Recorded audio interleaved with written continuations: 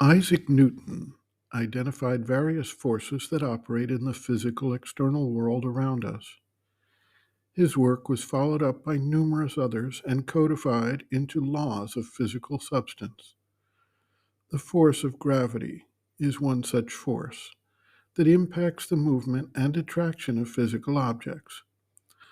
Other forces operative on the physical level include electromagnetic force, strong nuclear force, and weak nuclear force.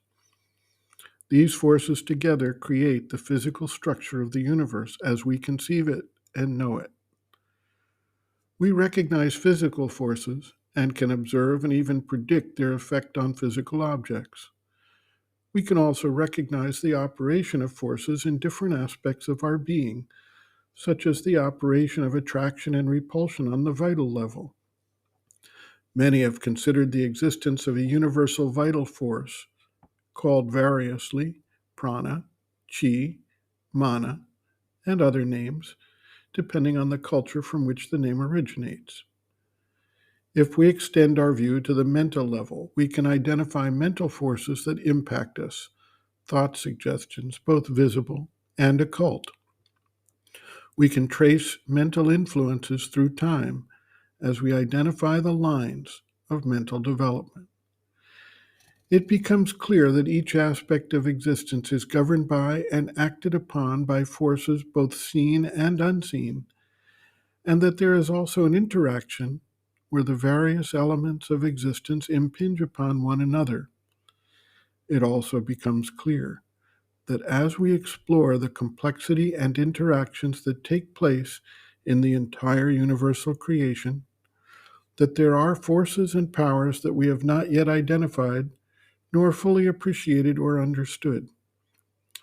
As we delve further into quantum mechanics, we see actions which are inexplicable under the laws of Newtonian physics, which implies the action of forces not yet fully revealed to us.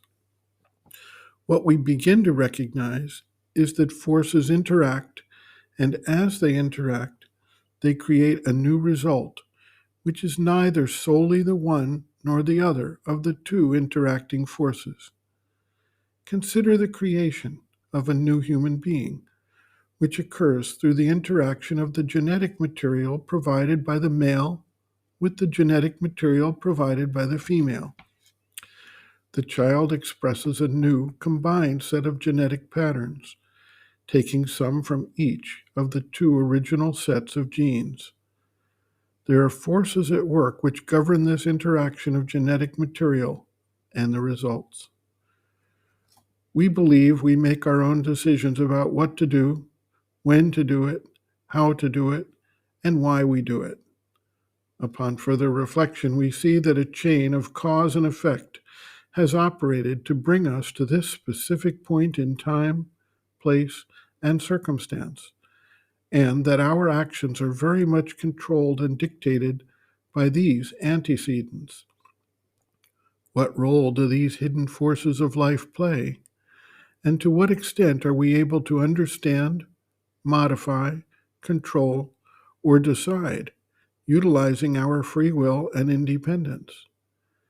In order to understand our own actions and the context within which we live our lives, we need to delve into the hidden occult levels of the creation that drive all actions in the universe. William Shakespeare in Julius Caesar has Brutus exclaim, "There is a tide in the affairs of men, which, taken at the flood, leads on to fortune. Omitted, all the voyage of their life is bound in shallows and in miseries." Sri Aurobindo notes, quote, "This is certain, that when we go back into ourselves very deep away from the surface appearance, we find that the mind, heart, and sensational being of man are moved by forces not under his own control, and that he can become an instrument in the hands of energies of a cosmic character without knowing the origin of his actions.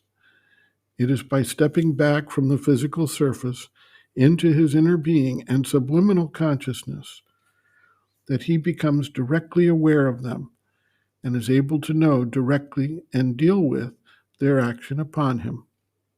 End quote. Reference: Sri Aurobindo and the Mother, The Hidden Forces of Life, Introduction.